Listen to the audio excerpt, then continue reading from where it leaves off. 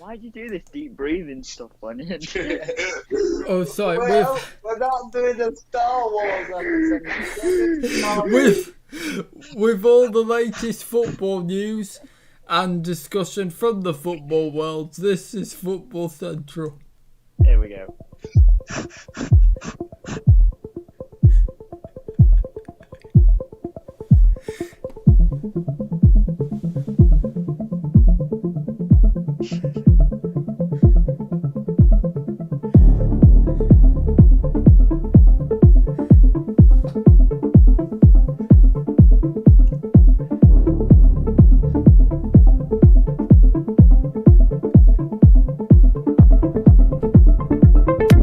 Will, stop laughing, you're freaking me out.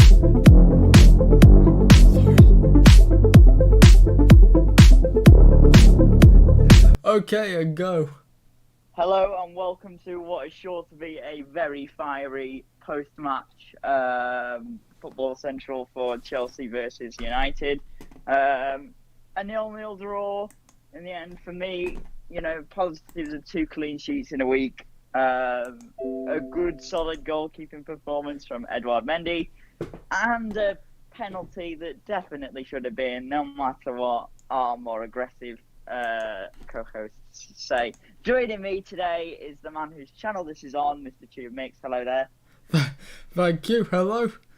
And also the way too over the top and much more boring than me, despite what he said in his previous intro, Mr. Sam Taylor. Thank you very much, dickhead. You're welcome, you're welcome. So, as I said, a 0-0, a clean sheet for Chelsea.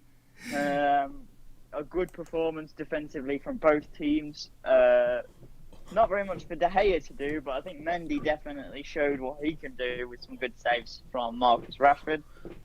And we'll hand over to the boys, whichever one wants to go first. Right, thank you very much, JLIWheels, for that another classy intro. I mean, both you boys do an absolutely fantastic job. Stop sucking him off, Will. Yeah, and it's you that did the shit job because you start doing your deep breathing and putting us off before you do the intro. Yeah, so sorry about that. Anyway, right. So yes, as Jordan said, I'm joined by, well, of course, Jordan and Sam Taylor. So boys, first of all, before we go into the player ratings, what did you think of the match? I'll let Sam go first. I'll give my opinion. Well, the scoreline. Let's just say the 0-0 was a fair reflection of the game. Sometimes you can get really good 0-0s and then people think it's rubbish, but really it was probably a fair result. Both defences were on top. I thought Thiago Silva was absolutely magnificent for Chelsea. Yeah, phenomenal. And showed all of his class. He's not the most pacey centre-half, but he doesn't need it because his just positioning is just absolutely first class. And his block when Cavani was getting a shot away, he's probably seen it a million times in training, which probably helps. But so he knows like with the body shape of Cavani. But yeah, I thought he was outstanding. And similarly, Victor Lindelof at the other end. I mean, Maguire had a solid game, but Lindelof was phenomenal as well. Bursting forward as well, down the wing a few times, trying to get the crosses in. So he's obviously been taking lessons from Chris Basham. Anyway, but anyway, it was a good game. I thought Chelsea will be happier with the point, with the clean sheet and being away from home. And I thought the first half particularly, Chelsea had too much possession. Man United tried to play on the break, like an away side. And I know we're better on the break, but as a club like Man United at Old Trafford, you've got to be trying to dominate the ball. Obviously, a team with a team with Chelsea's quality, they're going to have the moments, don't get me wrong, but I just thought Chelsea had better possession, and as the home team, we needed to control the game. Can I just cut across you just quickly? Very sorry. One thing that I saw that I liked was, I think, as the game came towards the end, Chelsea made changes, got rid of Werner and Havertz, who I think were quite well neutralised by United's back four. I think Havertz obviously had a better game, but we've seen Werner. We know that he's a threat, and I think that's it's good from United's defence that he did have such little impact. I don't think it's to do with him as a player, because we've seen in games where Chelsea have played poorly, he still made those runs. He still looked threatening. So I think, despite whatever Will was saying before we started, I think it is to do with United's defence more than Werner as a player. But just to go back to what I was actually on about, because I do that a lot. One of the things that changed the game, and this is maybe one of the points where United would look at it and say, well, at home against the traditional top six team, we should be winning anyway, was Ollie took a risk, which I really agreed with. He took McTominay off, brought Pogba on, and Greenwood on as well. And I felt like that was sort of the opportunity for United to get forward, which they did a lot more after that. The only issue with that being, obviously, was it did leave them open to the counter, as we saw in the last couple of minutes of the game. Yeah. Just to add to that, I think Gary Neville made a good point in commentary on Sky that if you leave the game to drift, if neither team takes the game by the scruff of the neck, then teams will cancel each other out. I think that Edouard Mendy deserves a special mention because he had a shaky touch and pass. Was it to Aspilicueta he was trying to pass the ball to? I can't remember now. I think it was Chilwell. So he tried to knock the ball to Chilwell, and it sort of went across the goal and just wide. So he nearly scored an own goal. But I have to say, his composure after that moment was brilliant, and that just shows for a keeper that, even though not that it was a mistake because it didn't lead to anything directly, but he got his focus back and made some wonderful saves. And I like his story. So before, TubeMix was started to say that Mendy had a special story, but unfortunately couldn't remember what it was. So I will pick up the baton. So Mendy 6 years ago was on unemployed benefits, because he didn't have a club, and it got to a point where nobody wanted. And he was on unemployed benefits, and then he signed for Chelsea 6 years later, which I think is, I don't know the ins and outs of it. They just mentioned it, and I think that's an incredible story. And fair play to the lad. Just shows never give up. For you listeners out there, never give up on your dreams. But back to the game itself. There were two penalty incidents. First, Harry Maguire on Cesar Azpilicueta, and a potential foul on Marcus Rashford. I think we're all in agreement that the Rashford tackle was not a penalty. Chelsea Definite dive. Well, Chelsea player got the ball cleanly. I think he was injured, but I think he got the ball. Great tackle. But there's a suggestion that the Azpilicueta incident was a penalty for Chelsea, and in my mind, there's no way that's a penalty. That's Right. a penalty. No, it should have been a Hang on, penalty. shut up, not finished my point. and Sorry. You can say what you Right, want. fuck you, fucking. Right. So, there's no way that if a player, yes, he levers himself in the air, great header by Maguire, and yes, he does touch the back of No. Azpilicueta's shirt. No, let's tell it properly. I'm not finished. I'm not finished. I'm not finished. No. I have not finished. No, I'm not finished. There's no doubt that he touched the back of Azpilicueta's shirt. But listeners out there, watch it on Match of the Day. Watch the highlights. There's no way that there was enough contact. I agree he had his hands on him for him to go, for Azpilicueta to go down.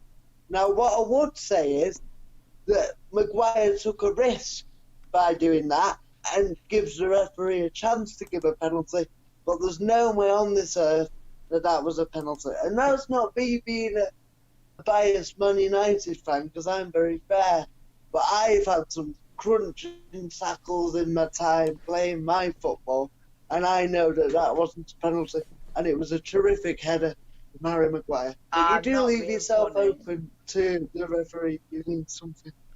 If you think that is not a foul, you are off your head. I have to agree that there was definitely enough contact in the box. I don't know what game you were watching, mate. In fact, you didn't even watch it. You were listening. You were listening. I mean, no, but I did see that. I did see that. I did see that part. Yeah. Have you even seen the highlights? Yeah, I did, and I've seen it now, and to me that's a definite penalty because he's got both his hands around him. It's like you're strangling him. How can you say there's no contact? He's got both his hands around him. There's I said there's contact on the shirt. There's contact between the players, and Maguire took a risk, but it wasn't enough for Cesar Azpilicueta to go down. Now, I would have gone down in that situation. I would have gone down, but there wasn't enough in it for a penalty, and VAR made the correct decision. So, if you would have gone down, and you're like absolute straw, you're skinnier than I am, you're weaker than I am, and that's saying something, right? Azpilicueta, Cesar Azpilicueta is an absolute unit, and so is Harry Maguire, right? So if Harry Maguire leverages himself on Azpilicueta, which he does because he's got both arms around him, and he goes down, he's got no choice. He's got no choice, Azpilicueta, but to go down, because Harry Maguire's got both arms around him. Not only that, but he's also jumping for a header. There's no way it's not a penalty. There's no way. Yes, I have to agree. It should have been a penalty. You need to watch it again. You need to watch it again. You're obviously just a deluded Chelsea fan. No, I've seen it. No. I agree with him. I do. If that's a foul. Yeah, but you two have never played football. You never actually that is played true. football. That is true. But yeah, but if we're being technical, neither of you. Oh, I have. I play football. Yeah, not football. Not the game we're on about. Yeah, it's football. It's power chair football, but the same rules apply. It is. Yes. Okay, Sam's argument is valid there as well. But in no part of the game is some bloke in a power chair football going to be able to leverage himself on top of you, be on top of you like that. Yeah. That is also a valid point. I agree. I'm just saying that I have played the game and watched the game, and okay, my game might be a slightly different version, and I agree that we don't lever ourselves on each other, but I've played the game and watched the game long enough to know what's a foul and what isn't, whether it's in power chair football or able-bodied football. And I'm saying Maguire took a risk, but it was borderline No, but it that's- wasn't a penalty. no. The It thing is, wasn't a penalty. right. So let me I'm literally watching it right now. Okay. So they both jump for the ball. Maguire has one hand around Aspilicueta's neck, and the other hand is around his waist. Aspilicueta jumps, and so does Maguire. Because they're leveraging each other, they both go down. But he's got his hand around his neck. He's got his hand around his neck. And Yeah, but it's not like he's got it wrapped round his Yes, neck. he It's does. not like Yes, it's it not. was like No, he was doesn't have strangling his him arm almost. wrapped round his neck. No. We'll agree to disagree. I respect your opinion. We'll agree to disagree. And I do agree with I you, don't George. That respect yours, should have been a you're penalty. If that's not a penalty, I don't know what else is. Well, you were too busy looking at your Yes, but I did mostly watch the match. I had to battle to watch it. The thing is, like I just said, I respect that you played the game and you do know more than the average person. You definitely know what more than is- me. Yeah, what is and what isn't a foul. Even when we used to play together, Sam, you were like one of the most aggressive people I've played against in any sport. So you will know. But what I'm saying is, he's got his hand wrapped around his neck. Yes. His hand is round his neck. And whether it's in the Yeah, but- box. Maybe the only thing that stops it being a penalty is because they both jump for the ball. Because I don't think the contact is. There is contact, but it is correct that there's not a lot. But Exactly. purely by the fact that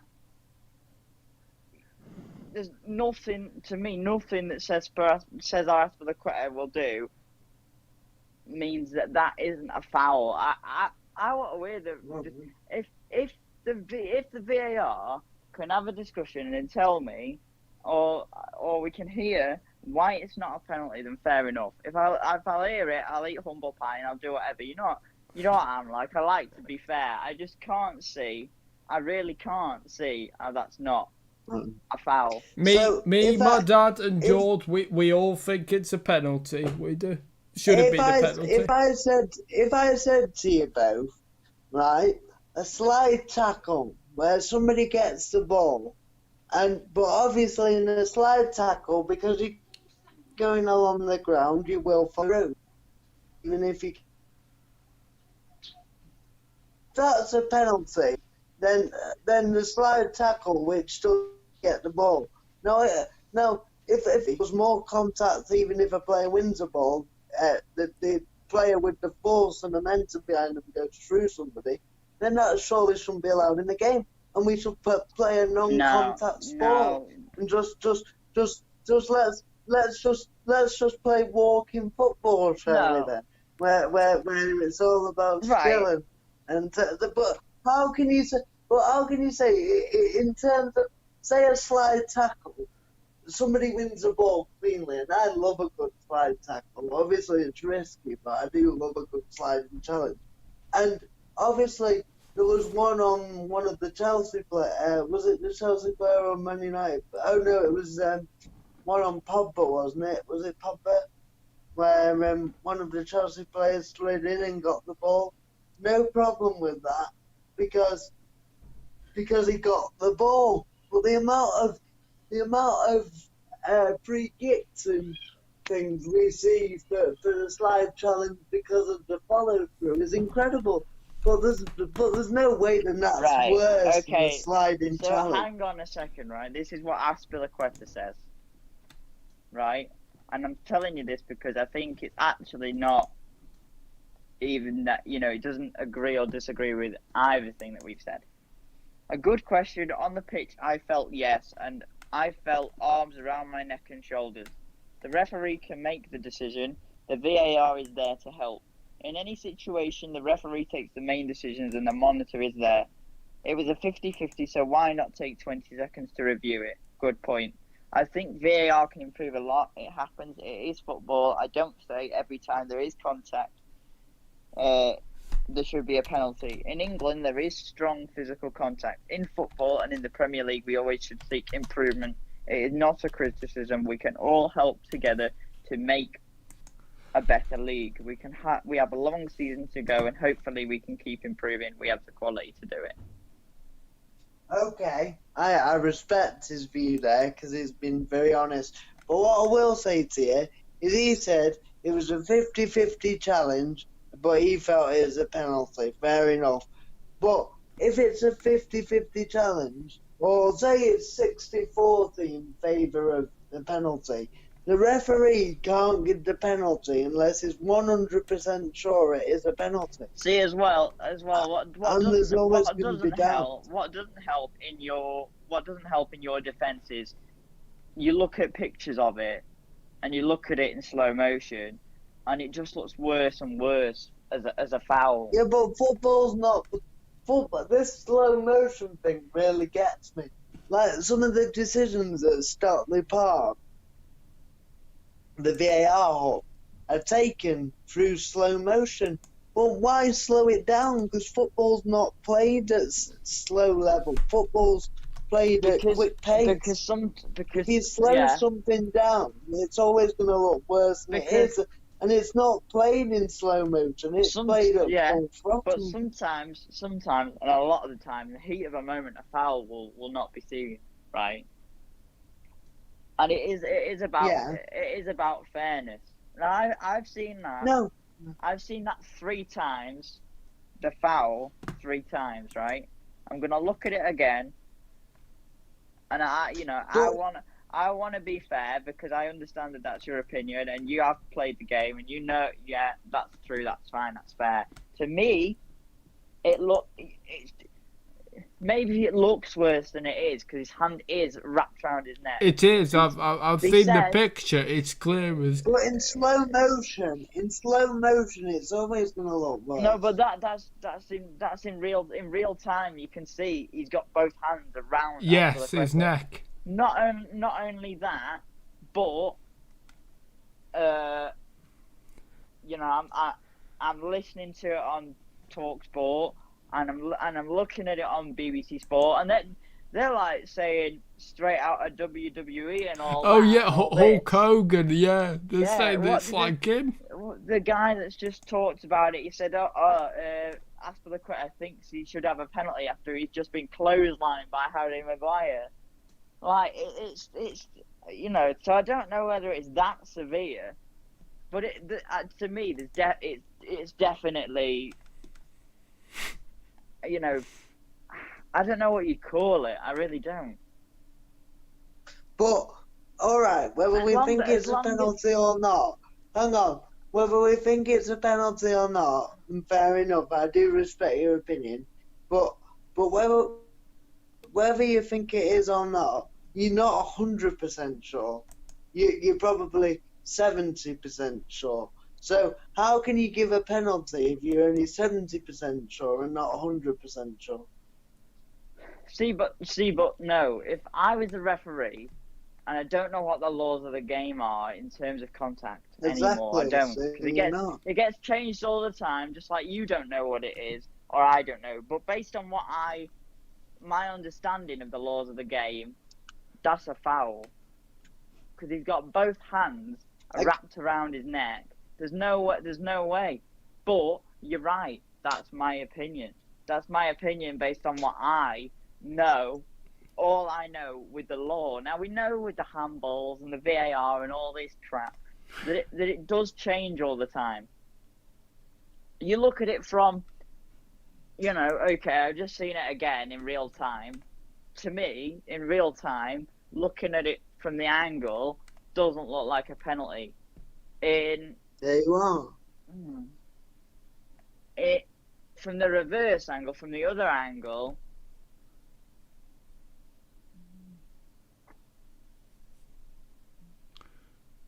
I just think there's no way that can't be given.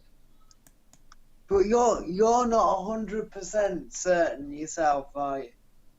So I'm saying is... No, I've seen it a few times. I get it is a 50-50, but when there's a bloke that's got his hand around your neck and one hand around your waist, and there's no way that Azpilicueta's winning it, based on the fact that Harry Maguire's got his hand around his neck, to me that I agree. Foul. There's a chance it's more a penalty than not a penalty. But if you're not 100% sure, and can you say 100% with all your heart you feel that was a Stonewall penalty? Purely because of the fact that I don't see how Azpilicueta was ever going to win that. 100%. No, you can't say 100% about anything because football then isn't it's about not a penalty. Then. But in my mind, there is no way that Azpilicueta, because Harry Maguire, one, is behind him with his hand around his neck and his hand around his waist. There's no way Azpilicueta's winning that, in my opinion. No, especially because Maguire was so physical. But you've just said you're not 100% sure that is a penalty. It might be 70 or 80%. So that means unless the ref and the VAR are 100% sure that's a penalty, then they can't give it.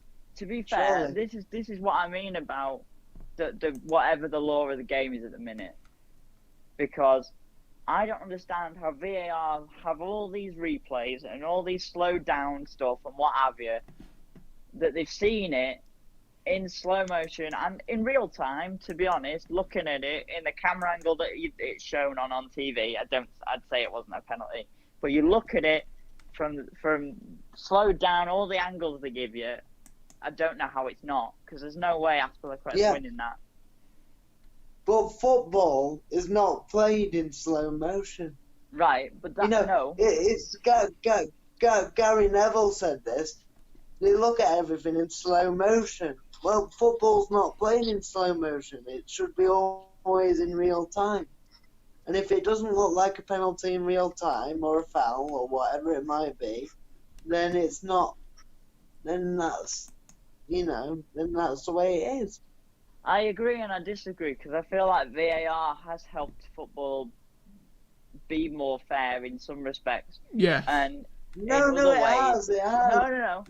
Hang on. In other ways, it's helped football be more fair, but it's also helped football, I think, be more unfair, because there are circumstances where stuff doesn't get looked at that should be. If referees, fully trained, qualified referees, to finish this part, if fully trained, qualified referees have seen it and thought that's not a penalty, then fair enough, right? Because there's obviously something that, within the laws of the game, that we don't know. But to me, in my opinion, there's no way Azpilicueta's winning that against Maguire. He's got his hands on both of his neck. He's leveraging on him. That is absolutely a foul. But if what is there in the VAR room? 4 or 5 fully trained PGMOL referees, and they've all turned around and said no. If that's true, then it's not a penalty. That's fine. But there must be something different within the laws of the game, because that's a joke. Just to add one more point on this, do you believe that a decision on a football pitch can be taken based on I'm not saying this was, but taken on a slowed down replay? Because I don't think any decision can be taken on a slowed down replay. Football, you can look at the angle in slow motion, that's fine, but you can't, in my opinion, decisions shouldn't be based on a slow-mo replay, whether it might be that in real time it looks not saying this one, but let's say somebody slide challenges, and in real time it looks a red card, and in slow-mo it doesn't. Now you have to take the real-time decision, in my opinion, because football's played in real time. I see. The one thing there is the one thing I don't agree with there is, if, like, if in real time, you know, for example, there's a tackle and it's a yellow, but then it's slowed down, it shows studs up, and it should be a red card, then I don't think that's bad. I sort of, Do you see what I mean? Sort of agree with what you're saying. I do. But I'm not sure in an incident like we're talking about. Maybe for somebody else's thigh or whatever, or on the back of the hamstring. Then yeah, slow motion is better. Because there are looking at the player. There are instances in real time where you wouldn't be able to see a pull on the shirt or scraping down the back of somebody's ankle, or you wouldn't be able to tell if it was a dive or stuff like that. I'd just like to say very quickly, me and Sam love each other very much, right? We're because it did get a little bit heated then, but you know, we've known each other for nearly 20 years now. We put up with each other for long, and I know that we respect each other's footballing opinions. Me and Sam have very similar footballing opinions, apart from the only thing I know we don't is VAR and certain things like that. So has he just gone? Oh wow, I really enjoyed that, lads. That was quite a good debate. And if you're watching this, if you want to get involved in the chat, then please feel free. Do you think that it was should have been a penalty? If you do, just drop it in the live chat below, because it'd be quite good to hear your views on that. Right, and after all that, do you boys want to do the player ratings? Sam's internet must have dropped out because he's not here at the moment. Oh. Either that or he's had enough of me. Oh. Okay, do you... Okay, yeah, I'll do it. Oh, right, okay. Oh, he's back, I think. Sorry, are you guys, there, Sam? Internet problem. No worries. All I was saying, I don't know when it cut out, was I said that like we respect each other very much, and our footballing opinions are pretty much the same, apart from VAR. I know is somewhere where we do differ.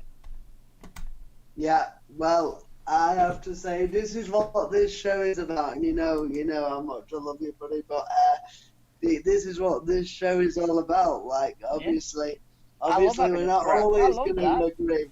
I really enjoyed it as well. Also, I know, like, we swear, and some people, or I did, and some people might not like that. Oh, well, get over it. You hear people on the street doing it. It is just with passion, and you know, sometimes our emotions, you know, take over, and we you know, the bit of the alpha male comes out. Yeah, both of us. I'm gonna end this decision, the debate by saying I'm looking at the player ratings right now, and for Harry Maguire it says dominant in aerial duels, but so fortunate to not have conceded a penalty for grabbing Cesar Azpilicueta in a headlock 7. Okay. And that's that. And okay. that's all maybe you guys can have your say on it. You know, if any of you guys, the viewers, want your say on it, then we can always come back to it and revisit. Yeah, it. That's what I said when your internet decided to go. Yeah, if you guys feel free, because we'd love to hear your views on this discussion. Yeah. I mean that was literally one moment in a game where there were some standout moments. You know, Rashford played well again, and you know the defenses played well, but you know that's often the point in good games. I actually thought it was pretty decent for a 0-0.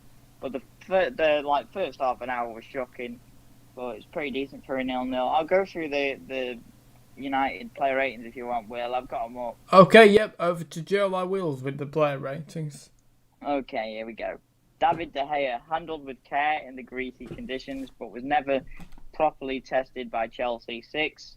Aaron Wan-Bissaka defended solidly against the marauding Ben Chilwell and never looked like he was going to be beaten. 7.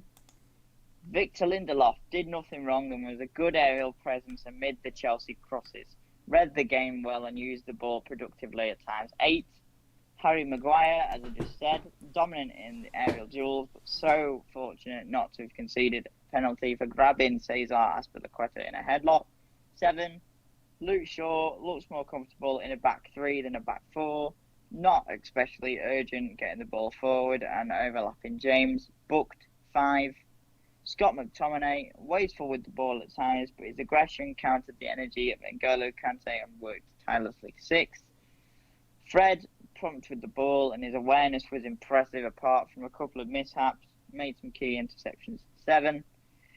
Juan Mata sprung Marcus Rashford through and tested Edouard Mendy, and another accomplished individual display did not deserve to come off. 7. Bruno Fernandes, quiet for spells and had a shot that was straight at Mendy, did not do anything noteworthy in the second half. 5. Disagree with that one, to be honest. Daniel James did not vindicate his selection after an encouraging return at Newcastle last week. Chelsea had his number and he was lucky to start the second half. 4. Marcus Rashford should have scored when sent through by Mata, but his shot was straight at Mendy. Lost his discipline in the dying embers, but forced another fine save. 6. Subs. Paul Pogba had a decent opportunity, but his shot was blocked. 6. Edinson Cavani almost scored with his first touch. 6. Mason Greenwood came on late. 5. Ole Gunnar Solskjaer got some key selections wrong that he tried to address with some proactive substitutions that did not quite come off. 6. What do we think? I would probably agree for most of those, I think, yeah. What, even the Lindelof one? Well, okay, I put my hands up. I mean, I don't even know. It turns out I don't even have the complete knowledge of football. So the thing is, right? Let me and Sam give you a little bit. There goes another right? 5 subscribers. Yeah. Let me and Sam give you a little bit of a defensive masterclass, right? Okay. So let's say, for example, right? Let me just think about it. Okay, this is a bit of a shit example, but me and Sam are in a defensive partners, right? Yes.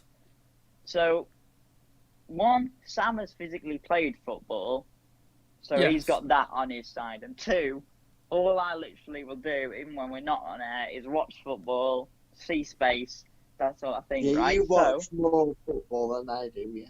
Yeah. So say, for example, because Sam has that, so say, for example, if Sam's good with the ball, he will be the ball-playing defender, which in United's back 4, you could say it's Lindelof, you could say it's Maguire, both can do more that. Maguire, to be honest. So say, for example, if Sam stepped out of defence to play a ball, but he got caught out, for example, I would be shouting at whichever fullback to come back with me and cover, right? So it's the stuff that you do off the ball as a defender that matters, right? Yes. We talk about Havertz and Werner, they weren't very useful, but we know from seeing Havertz and Werner, even against Chelsea, Werner was good, right? Because he got him behind, he did everything right, just didn't score. So, if Havertz and Werner have been quiet, it's not to do with them as players. Well, it might be a little bit to do with them as players, but the majority of it is the defence from the other team. Yeah, that's true, right? It's so important for a defender to spot the run. So say, for example, if Sam was the kind of player that was more proactive and went out for a tackle and made the tackle, I'd be looking, if he doesn't make that tackle, or if the player plays the ball before he makes a tackle and they're on the break, where do I need to be? Yeah, where do I need to be? So say, for example, it's, I don't know, Kante moving forward from midfield. Maguire goes to tackle him. Then Lindelof has got to be thinking, right, I either need to stand my ground or track a runner just in case. Right? Correct, Okay. Sam? Yeah, and also just to add to that, Lindelof needs to think, say it is Maguire, he's got to know, he's got to have every eventuality in his head. So he's got to almost position himself as if Harry Maguire will lose that challenge, even if he doesn't lose that challenge. Because if he does lose the challenge and Lindelof's not in the right space and is not prepared, Yeah. Then, so let's say you've got a problem. Let's say, for example, Harry Maguire makes the challenge, and Lindelof doesn't make up his mind quick enough whether he's going to track the man or stand his ground against the man that's just hopped over the Maguire challenge. Right? If he stands his ground, he could get gone over. But if he tracks another runner on the wing, he could leave a massive amount of space for more players to run into. Right? Yeah. So if he gets caught in two minds, then either way he's stuck. Yes. Because he's in a position where he's not covered Maguire, or he's not tracked the runner either. So either way, they're exposed. That was very well put there, mate. You're welcome. The one couple of things I would add to that is that for Will's benefit is, can you think, Will, of what the two most important aspects are as a defender? What are the two main qualities a defender needs to have? Well, obviously, the big thing is to be good at the air, because to win headers and stuff, that's a massive thing. That is part of it, but there's two main dynamics for a centre half. Let's see. Apart from that, I'll tell you what mine are, and then Will can have a go. So for me, Sam, it would be anticipation/timing, whatever you want to call it. Yeah, and also it'd be decision making. Yeah, so I was going to say positioning, which includes anticipation. Yeah. And also communication. Okay. Because yes, of course, yeah. Because if you are the last, like, communication on a football pitch is important for any player, but they are the last line of defence. So if you like, because you could say your first line is your forwards. Your first line of your defence is your forwards, then your attacking midfielders, then your defensive midfielders, and then probably your full-backs, and then probably your centre-halves, and your last line is your goalkeeper, yeah? Yes. So again, the positioning, like George was saying with that Harry Maguire, so Harry Maguire steps out, there's a big space that he's left by stepping out, the ball gets played round him, Lindelof goes to cover that space that Maguire's left to anticipate, the second ball, but he needs help, like Jordan said, from cover from his fullback. But if he doesn't tell his fullback that, because he's looking directly at the ball and Maguire, then they're going to be in trouble. So communication is absolutely key. That's my only problem with, like, say, a fullback, especially modern fullbacks, these attacking fullbacks, right? Because if you're a centre half in that position, you need help from your fullback.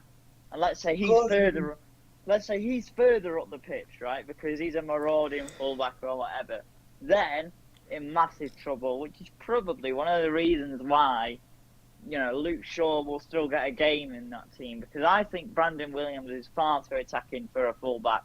But that's my opinion. Whereas Luke Shaw Luke Shaw is not very good in attack. He's one-footed as well. It's always in transition, I feel, where Luke Shaw loses out because he can't turn defence into attack.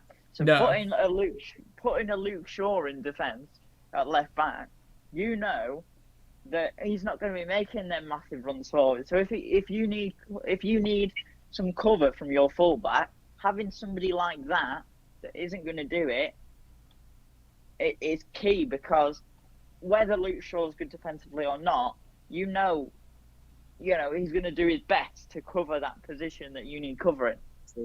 And one other thing on that is, you imagine, if the other team's up, so you're attacking, your team's attacking, say you're, I don't know, Brandon Williams, because we said his attack is an attacking fullback. So you're Brandon Williams, you're flying up the pitch to help the attack, the ball gets turned over, the opposition break, you see the space down your side that you've left because you bombed on, so they expose that side. You imagine how much ground the centre half has got to cover. The closest centre half has got to almost cover two positions. There's one in the middle and the one that the fullback has vacated. And that's why so many fullbacks get caught out. I don't know if Jordan agrees with that. Because the defender, centre half, almost has too much to do. He has too much ground to cover, and he doesn't know whether to go or stay, because either way, his fullback has left him in a sticky situation. The only thing I would add to that, Will, is as a defender, you need to go with your instinct a lot as well. Oh yes, of course. You have to take risks as well. That's well, not risk, but you've got to, because you're obviously the last line of defence, but you've got to go with your instincts. If you're indecisive, then you could cost your team. It's a little bit like a similar thing with strikers. So strikers work a lot on their finishing. A lot of that and knowing where to anticipate the ball coming. Yeah. A lot of it is on instinct. Yes. And defenders need to have a sharp instinct as well. Yes. Because 9 times out of 10, your instinct will be right. Your first thought will be right. And if you commit even to that one thing, even if you're not right, it's better than being indecisive and doing nothing. I don't know if Jordan agrees with that. Yeah, Oh, yes, I agree. of course. Just to cut across, Sheffield United are 1-0 up at Liverpool. Wow. Who scored? Sander Berge penalty. Wow. But anyway, I mean, Will, we do only have tongue in cheek with you, mate. If you've not played football, and you do a wonderful job, so don't get down when we have it. No, it's okay. I'm enjoying your class. The thing is, Jordan has a great appreciation of the game. Probably, even though he's never played it, he probably has a slightly better appreciation of the game than I do in terms of seeing the bigger picture. But I have the advantage of playing the game. So between us, we'd be like good. He would be a good coach for me because he would instruct. Like, I'm quite good positionally, but like, he's very good at getting his tactics spot on, and I've obviously played the game, even though it's a slightly different style of game. I get that. The same rules still apply in a lot of instances. So anyway, I think we've done that point today. Yeah.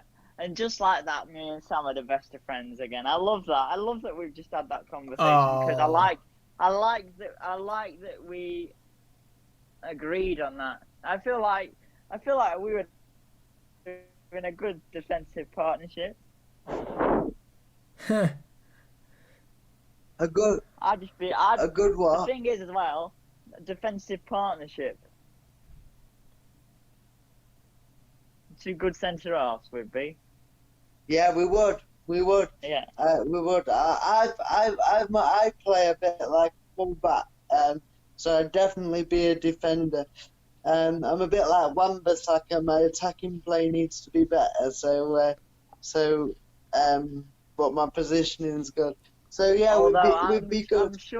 I'm sure we'd clash because if you weren't where I needed you to be. Although I think the only thing is because like we've known each other so long, I think we'd have one of those. I'd have confidence in you to make the right decision, and I'd like to think you'd have confidence in me. But I'm sure we'd let each other know about it if we didn't. Yeah, I could just and imagine that's another thing, people. Me and Jordan are very passionate and very like we like to get our views across. So we do clash on occasion because we're both not afraid to say what we think when it comes to earlier on, we definitely. What would a Chelsea player rate? I don't know. Do you want me to get them up as well? Yes, please. Football.London is the site I usually go on. That was a very, very, very, very interesting conversation. I really enjoyed it, and that's why I love having you guys on, because Sam, you have played the game, but you know, George, you also watch more football than me and Sam, and it's just great to get so many different elements, you know, in there. That's why I love having you guys on this show, because it's great. Because we save you bacon, though. That's why. Yeah, that's what it is. No, but seriously, it just you bring so much to the table, and that's why I like having you guys on this show, because you know you just bring something different. The table different. couldn't have got much fairer without us, could it? No, I agree. I love doing this show with you guys. It's right. Brilliant. I'm gonna go for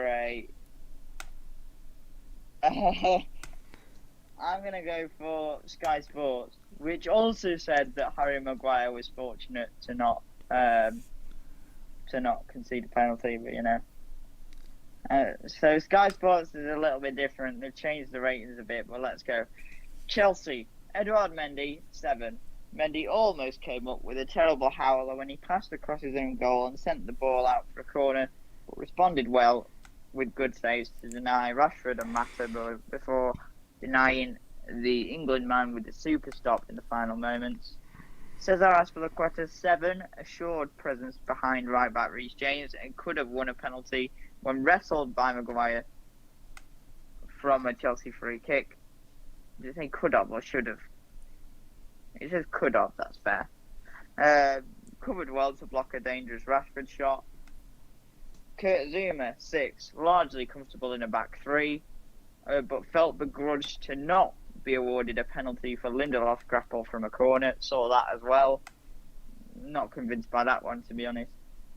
Thiago Silva, 7, caught out of position for Rashford's chance in the first half and lived dangerously with a clumsy kick at the United striker in the penalty area, but the otherwise the experienced defender was at home at the heart of a back 3, providing the leadership that Chelsea had been lacking in that area, made an important block to deny Cavani late on.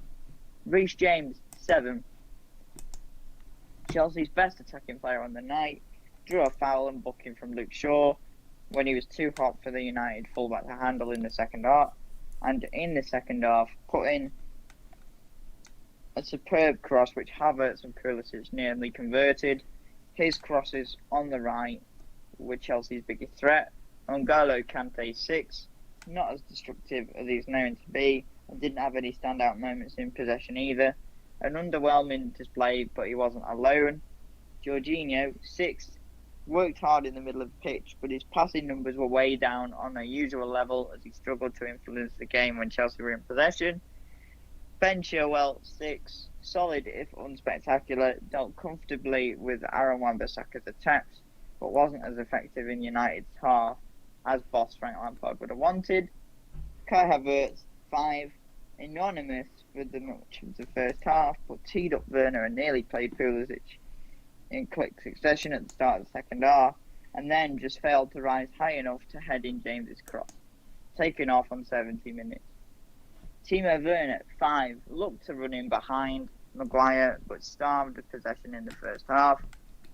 Had an effort blocked by Maguire early in the second, and then had no joy when facing up Lindelof. Subbed off with 20 minutes to play, frustrating 9. Christian Pulisic, 6, showed his threat with a driving run and deflected shot midway through the first half, and looked Chelsea's most likely player to liven up the drab start, inches away from connecting with a fine cross from James after the break. Subs, Tammy Abraham, 6, came on with 20 minutes to play, but was not able to meet James's crosses from the right. Mount, 6, injected some urgency when he came on, but couldn't make the desired breakthrough. Hakim Ziyech, 5, deliveries from set plays weren't up to the required standard, still not up to speed. What's next? Man United now face RB Leipzig on Wednesday, and Chelsea face Krasnodar on Wednesday. And then they've got games at Burnley and Arsenal on the Sunday for United, and Burnley on the Saturday for Chelsea. Okay, thank you very much for those Chelsea player ratings there, JLIWheels. Interesting reading, I think. It is, yeah.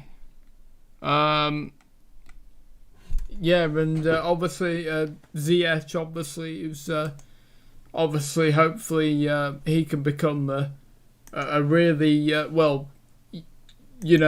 big player for Chelsea. Because obviously his potential, Needs time. He's just come back from an injury. Oh, yes, of course, yeah. Yeah, I mean, his set plays was pretty poor. Yeah. But, he's not there yet, is he? So that's fine. Well, it's not fine, but it is fine. People underestimate as well. Not saying we do, but I think when people don't hit the ground running, they come from a foreign country. It's a bit different if they go, like, I don't know, from an English team to another English team, or a Scottish team to another Scottish team. But people forget if they come in from the outside, it can take people a while to adjust to not just the league, but getting used to where they live in and the language and the. Especially from the Eredivisie, that's one that always takes time. That's it, yeah, the Dutch one. Yeah. Dutch players do seem to, or players that have played in Ireland do seem to. Because I don't know. I know that Will. I know you like Van der Beek, but I think he should be starting. Yeah, but I don't think McTominay and Fred are doing that bad. No, they are doing very well. They are. What I'm saying is, I don't think, given the performances of other midfielders, I don't think Van der Beek warrants a start. No, that's fair enough. And I think that's what's been good from McTominay and Fred, is obviously they've seen that. And they've thought, especially I think McTominay is the most under threat, rather than Fred. So, obviously McTominay's seen the challenge of Van der Beek and took it well, which is good, of course. Of course, yes. Well, him and Fred seem to work together well, the two of them. Yeah. I agree. And that's what the people were saying before the match as well, when the team news came out as well, the Manchester Evening News. Just to go back to the Sky player ratings, which I think were much fairer, much more unbiased than the Manchester Evening News ones. Because I felt like Chilwell did have a decent reading over Wan-Bissaka. I thought Chilwell played quite well actually. And yet the Manchester Evening News said that Chilwell was never going to win the race against Wan-Bissaka. I disagree with that. Whereas if Chilwell, if he was never going to win the race, Wan-Bissaka would have done more.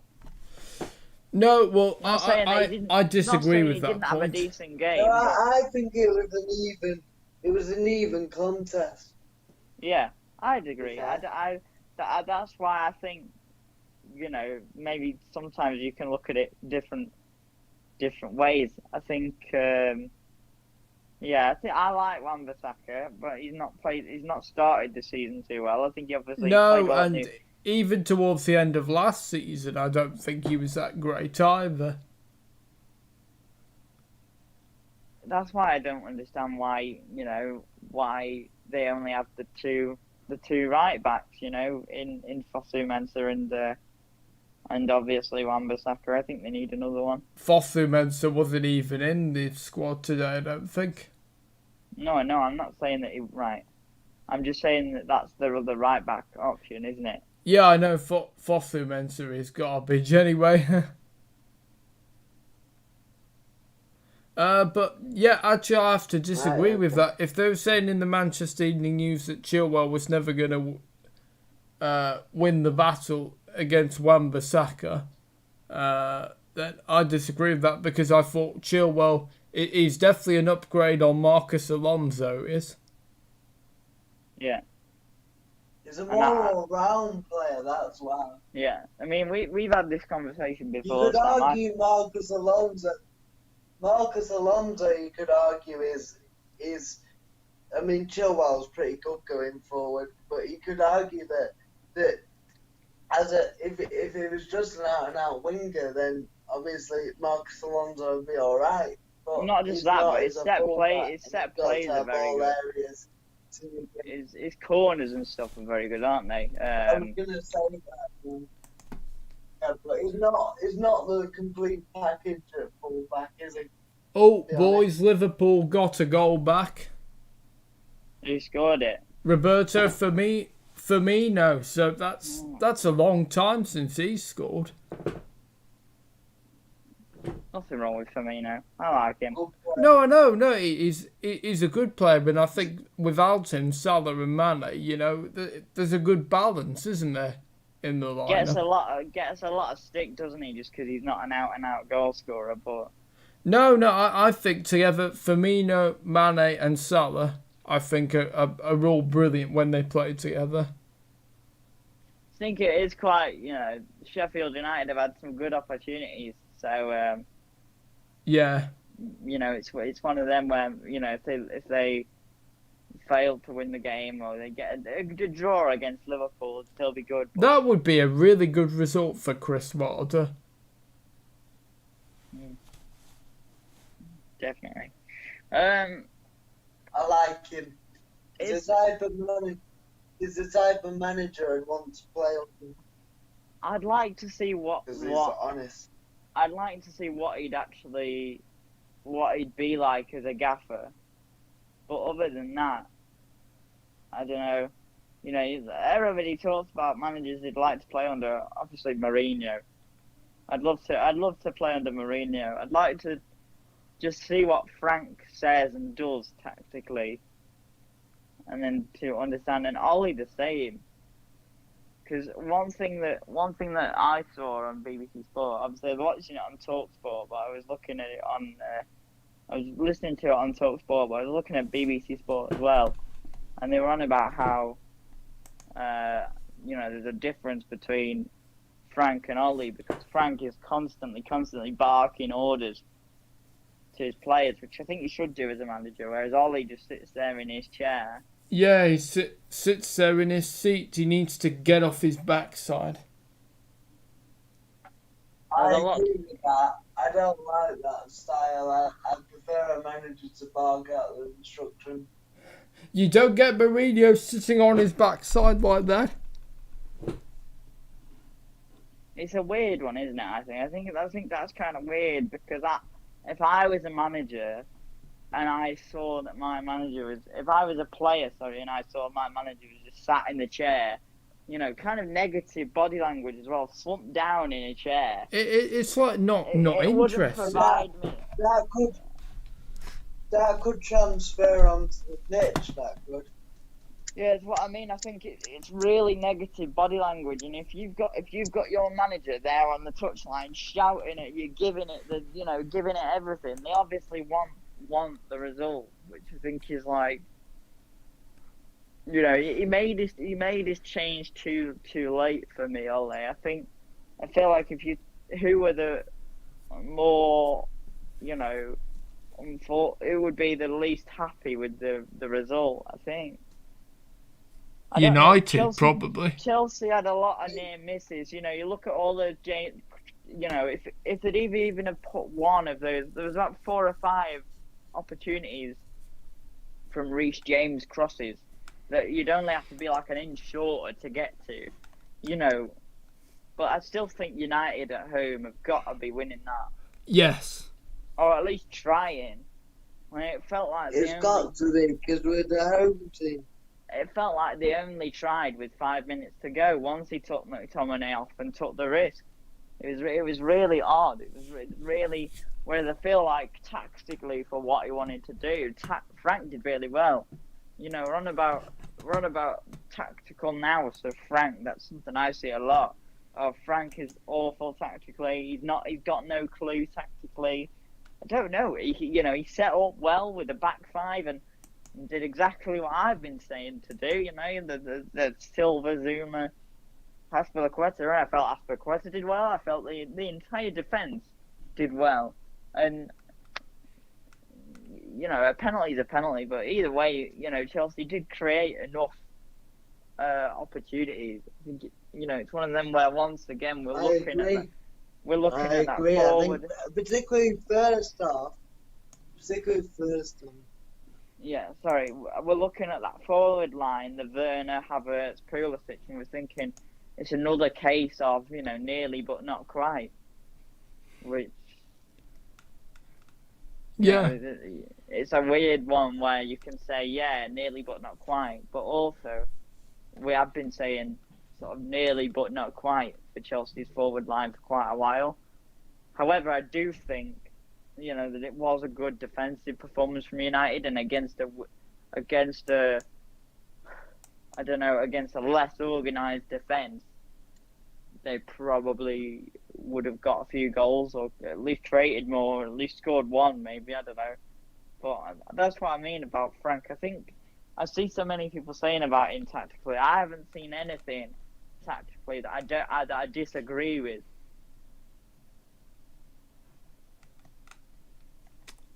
No, I think he's good as a manager.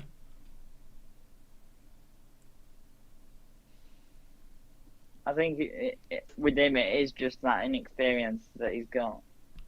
But I think as he gets more and more experience, I think he will prove out to be a very good manager. Like Arteta. Whereas with Ole, I think, come next Sunday, I just feel like United,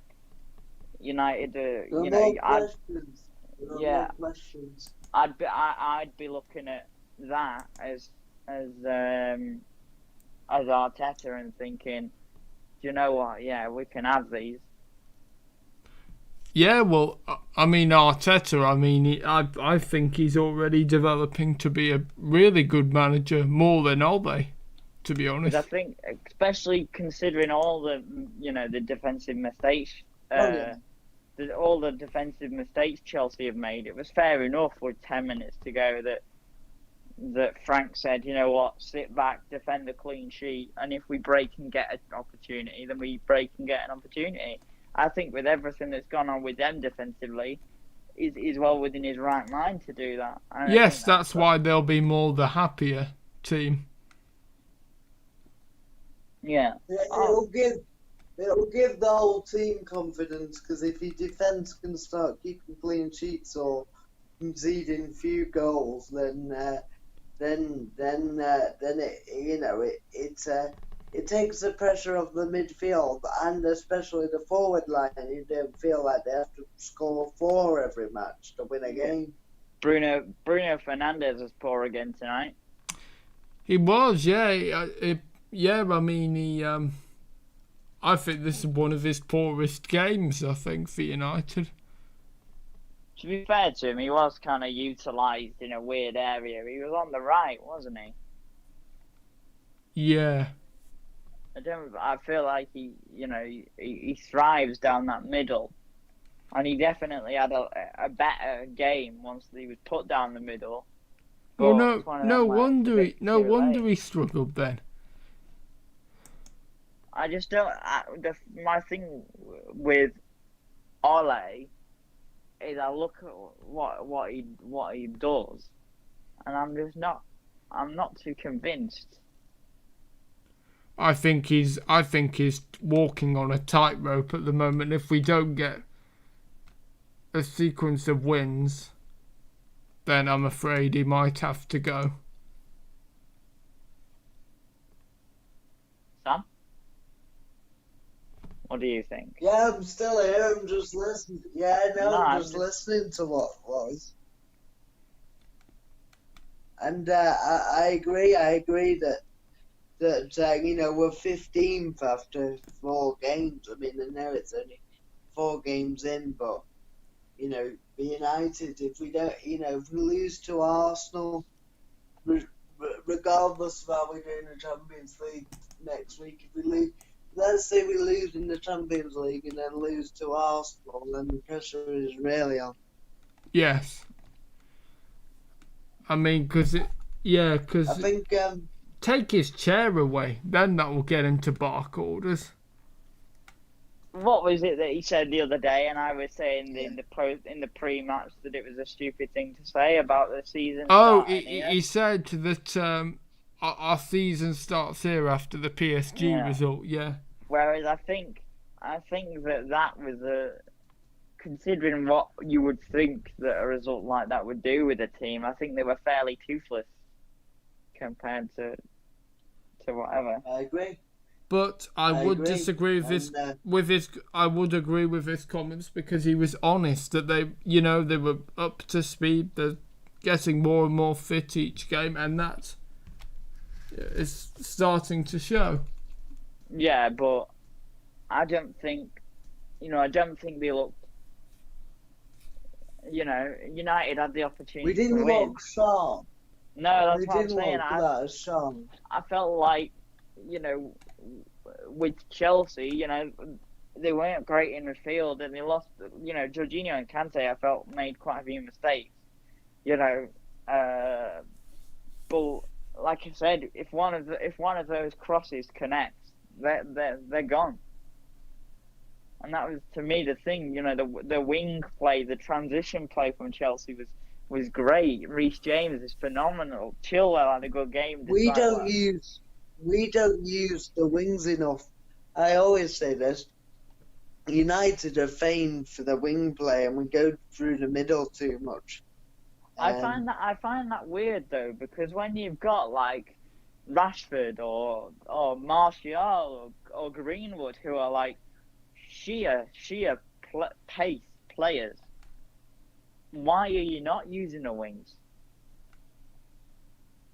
And also, by using the wings, you stretch the opposition. Yeah, and I'm not being funny either. But you look at you look at the passes that United have got. Juan Mata, Fernandes, Pogba, Matic, great passes of the ball. There's no way they're not going to be able to pick the head up, thread a pass through to a wide player, and get a ball in, whip a ball in. I have no problem with a player putting the ball in the box. I love seeing tiki-taki football and all this, and I think it's good playing out from the back. But I do sometimes wish the player had just put across it. Because there's something for them to. It's that I don't understand though, because we can sit here and we can say, use the wide players, do this, do that. Specifically, when you've got the talent you've got out wide, then why are we three blokes in wheelchairs able to spot something that a manager with what's he got now? 7 or 8 years experience at the top level in top leagues, whether you class Mulder as a top league or not, but he's been a top flight manager for nearly 10 years now. And a legendary player. Yeah, but being a legend of a player doesn't necessarily have to translate to being a good manager. No, I know. It's a bit separate. It is a bit separate. You look at Tony Adams. You know, he is a great player. Funny one. But when he dressed as a waiter for Granada. When he did his management stint, did you see that dance routine? It wasn't like a dance, but it was like that he was doing to the players on the training ground to show what he wanted. Yeah, I was going to say about that. They're dancing and what have you, but yeah, no, I don't. That's what I mean. I mean that is kind of an irritating thing about football is you can spot. You know, you can do what I would do and spot this, that, and the other. And say, oh yeah, they need to play this player because this player does this, or they need to play like this because of this. And you can sit there and watch game after game after game after game, like I do. But at the end of the day, it's the manager that makes those decisions. Yes. And that's the problem. Yes. Well, I think Tuanzebe needs to start next game, I think. Yeah, but why would you say that when United have just had the best defensive performance of the season? See, this is why This is why your football awareness is lacking. You know, you could say the defences were on top today. So all right, you could throw Tuanzebe in there and do something different, but why do it when he just kept a clean sheet against Chelsea? Yeah. I'm not being funny, but if he did that, he could knock the confidence of Maguire or Lindelof. Right. You could say, let's change the forward line or whatever, but to say change the defence, you might tweak the midfield, but to change the defence when your two centre-halves have defended very well and your full-backs quite well, then why change that back line? It just seems your defence is your foundation for everything. Without a good defence, you can't do anything. No, absolutely. So I think taking off. Oh, sorry. I see what you're saying, though, but you have to. I know you love Tuanzebe, but you put your personal feelings into why a player should be playing, rather than do they deserve to play, or has somebody dropped the form or whatever. That's the same. That's like saying, you know, for me, if I was looking at United, I'd say Dan James can't start against Arsenal. I agree. Because I feel like somebody that isn't willing to. I just feel like with him, he doesn't make the right run forward. You know, Arsenal. Let's say they've got Gabriel, Tierney, and Holding. The weak spot there is Holding, right? So if you said to Dan James, attack Rob Holding, and because they've got wing backs, let's say, who's Arsenal's left wing back? Might be maybe Saka. Saka, right. Yeah. So let's say you say to Dan James, attack Holding and use your movement to pull Saka out of position, right? So if he then, with his good movement, can force Saka to be out of position and go at Holding, 9 times out of 10, because Dan James is lightning quick, he surely should win that race against Holding, right? Oh, Whereas yes. if he makes the wrong run and he runs at Saka instead of maybe running away from him, sort of going towards the byline to move Saka out of position to maybe force then an overlap from the fullback, Luke Shaw or whoever, Brandon Williams, you know, that then causes a problem. But if he goes on to say, go at Saka and take him on, you know, he's never winning that. Not really, because that allows Arsenal then to get numbers back. Or he might win. He might win 2 in 10, but you know, but what George is saying, that if he isolated Holding, then he'd probably win that 8 times out of 10 rather than playing on the fullback and winning it 2 times out of 10. So it's all about, it's adapting your game as well. Well, it's all about having pace. I think what I was trying to say, you've got to know how to use it, you know. What I was trying to say sort of got lost there, because I'm thinking like, no, it didn't. Because what I was saying was to drag Saka out of position, then it opens up space either then to play an overlap or to take Saka on, win it, and force a chance, or you know, like we said, we know Saka is quick. He's okay defensively, so go for Holding, but make sure, let's say, for example, Luke Shaw is making a good run. That, like, there's so many variables that would mean that Dan James gets the run that he wants. But the thing is I'm not sure off the ball that he's that good, Dan James. I agree. So he's got to be able to. When he gets the ball, because he's not made the right runs, he's got players around him. Let's say if he takes on Saka, right, drags him out of position, and there's an overlap there. Let's say if he doesn't pick his head up, which he might not do because he's quick, he might think he's got the better.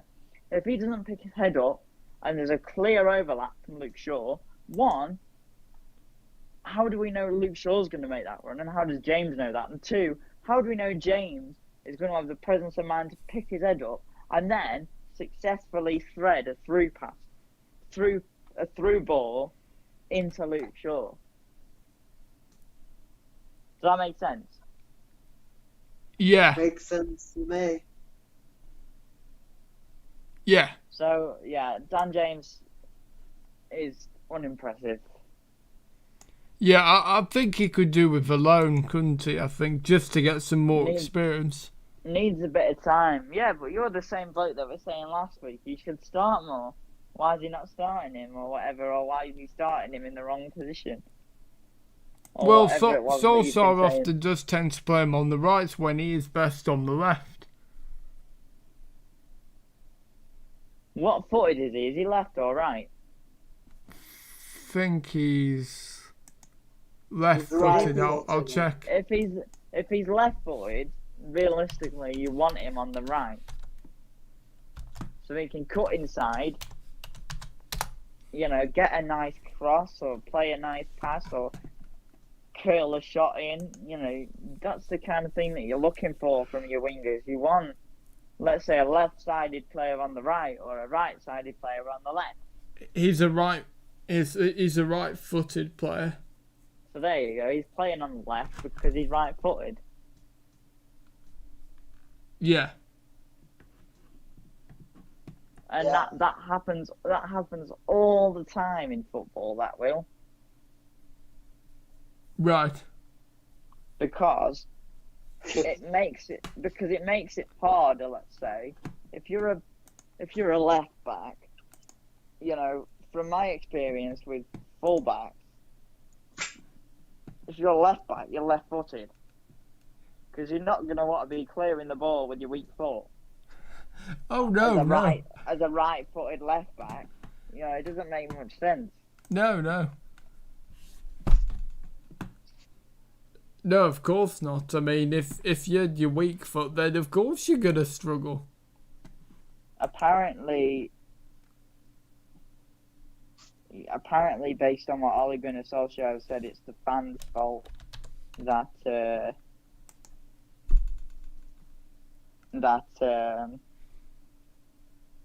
United didn't win. Wait, what? It's what? Apparently he said this. Well, I think it was two teams who played in Europe this week, and it showed if the Stretford end was full, we might have been able to get the ball over the line. We created decent half chances, and their keeper made a couple of fantastic saves. We've been to Europe, both of us, this week, and we'll all remember what happened to us last time we won in Paris. So it's important that we showed we could show up against a good team. We kept possession and put some pressure on them without too many big chances. But the ones I disagree with what he said there. Hang on. I agree. I disagree about the fans. I'm confused. So he's blaming because there's no fans there? Hold on. They played well. They beat us in the FA Cup last season, but today we were closest to winning. We have a clean sheet. We stopped the home run of defeats. We wanted to win, of course, but I think it was a solid performance after the week we have had. We've had a very good week. If we had the Stretford end full behind that goal, I'm sure we would create more pressure and more fans. It is a different sport with the fans here. We miss them. It's the same for all teams, but everyone agrees there's a little less in it. The edge is gone. I can't wait for the fans back. And then above that it says that the guy that's read it interprets that as the guy that's done that interview interprets it as it was the fans' fault that United didn't win. I think he's looking for excuses there. I was just about to say that, yeah.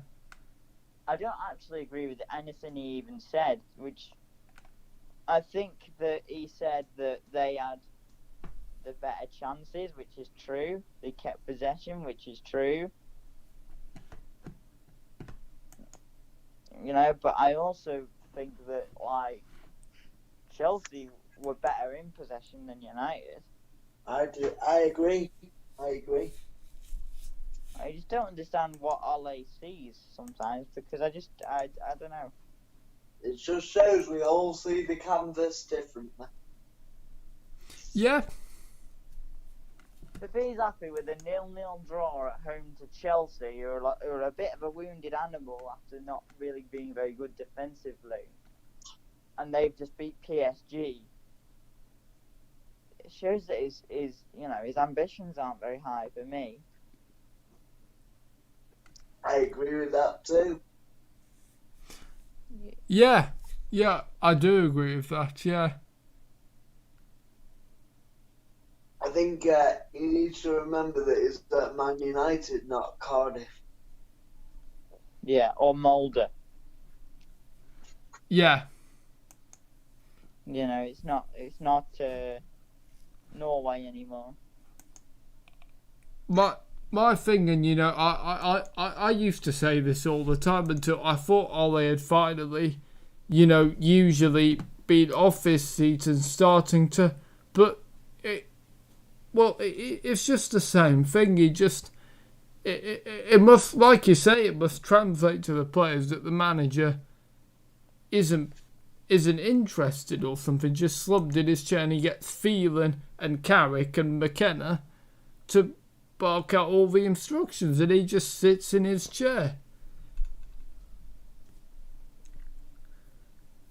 Why not just order him a cocktail? Why not just go to sleep? Get him a sandwich. You tell him, Will. In fact, remove his seat, and then when he goes to sit down, then that might make him realise that... No, because then he'll just sit on a bucket, like Marcelo Bielsa. Oh, I like that. I love it, because it's so weird. It's so out there that he does that, but I just think it's great. Yeah, I do. Bielsa's great, but I can't believe that he doesn't speak English. You don't speak any other language, you were telling us. I know, Yeah. but he's a football manager. He should speak English. Not being funny, but I'm learning Italian. So, and you can't even speak English the best of time. Oh, You know. hey, it's all getting heated.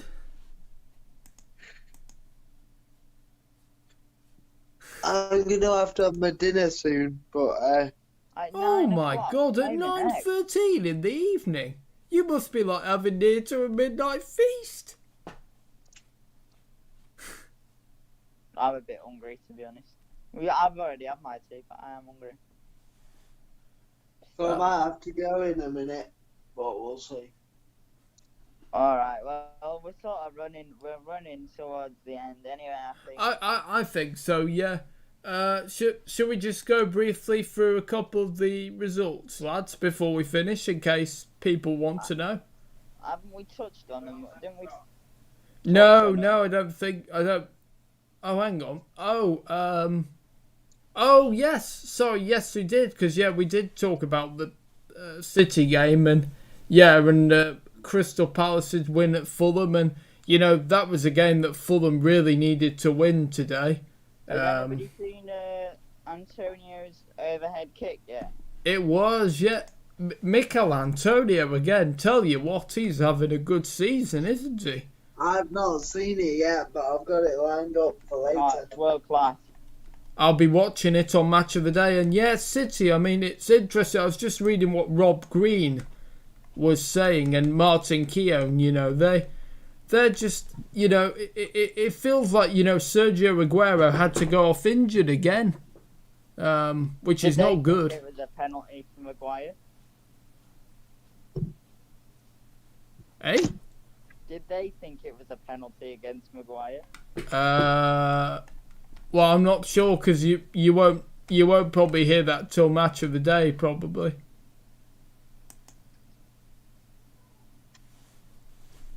Yeah, I think we are in a good place to I think so. Yeah, and obviously just before we go, we had a really crazy result in the football world. Ajax won 13-0, and it was the biggest victory in the Dutch league history. That was. What was the previous record?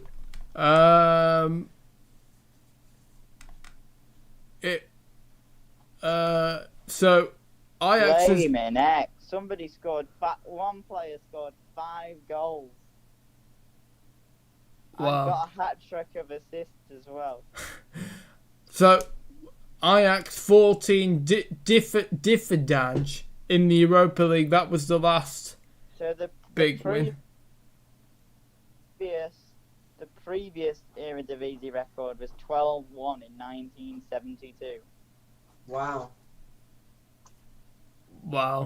Dusan Tadic, Daley Blind, Lissandro Martinez, Klaas-Jan Huntelaar all scored.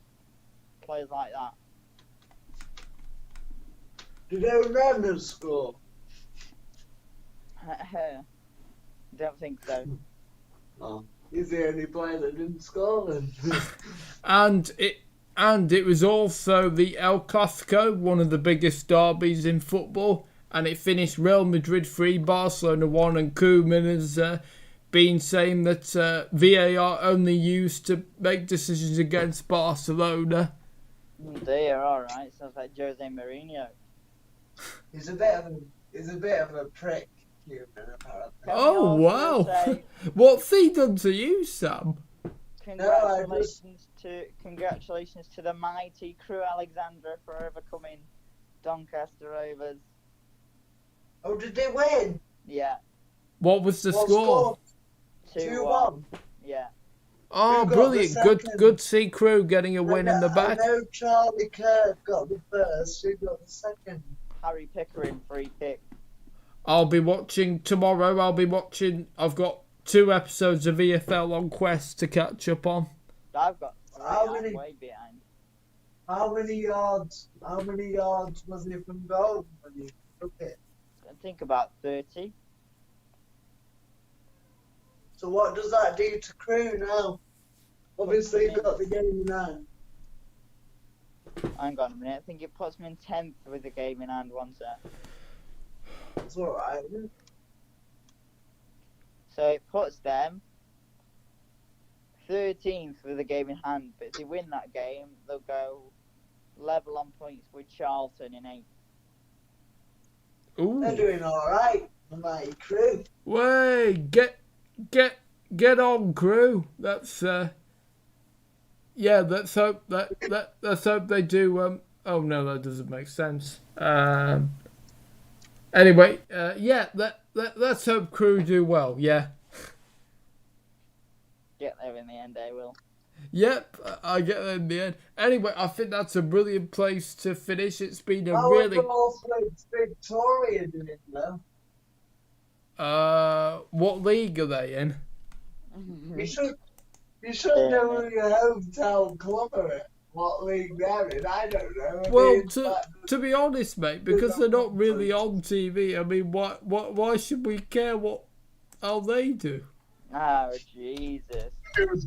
What a great football fan. I think I'm going to quit. Well, I mean, my dad would probably be saying the same. You know, it's not like they're in a. It's not like it's the FA Cup. It's not like they're in a big league. I mean, yeah.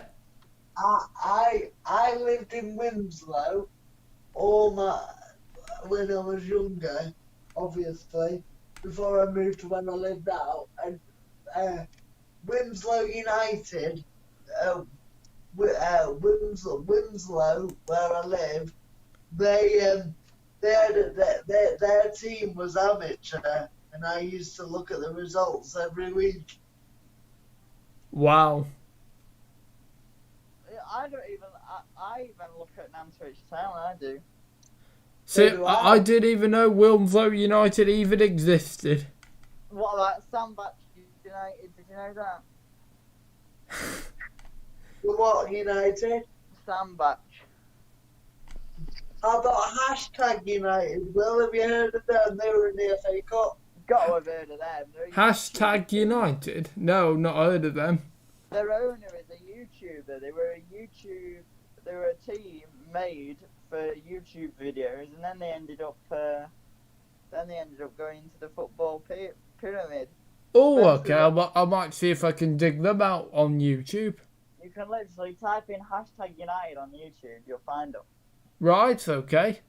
I'll make sure to check that out. Are you sure they're not too low down for you, Will? Oh yeah. You know what No, because they're interesting. Because obviously they were a YouTube team, and then that's actually properly interesting. Yeah. So, you know what we didn't speak about? Leeds. Oh gosh, yeah, Leeds. Oh, hang on, Leeds didn't play today, did they?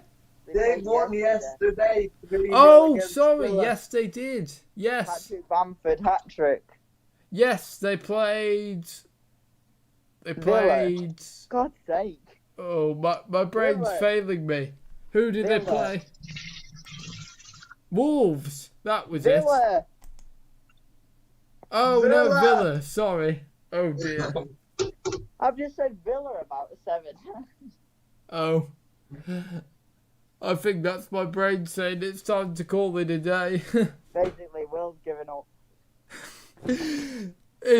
Thank you for your company, Sam Taylor. Oh my God. Oh, sorry. Go on, for God's sake, bring us home. I thought you'd already said about Bamford's hat trick. Oh, sorry. All I said was he scored one. Oh, sorry. And it don't matter now. You've started taking us home. You might as well finish. Oh, sorry. Apologies. Anyway, thank you.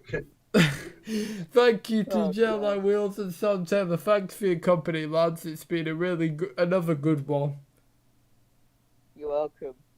You're welcome. I don't know why I put myself through it, but you're welcome. I don't know either. I think we should just go out on our own, Sam.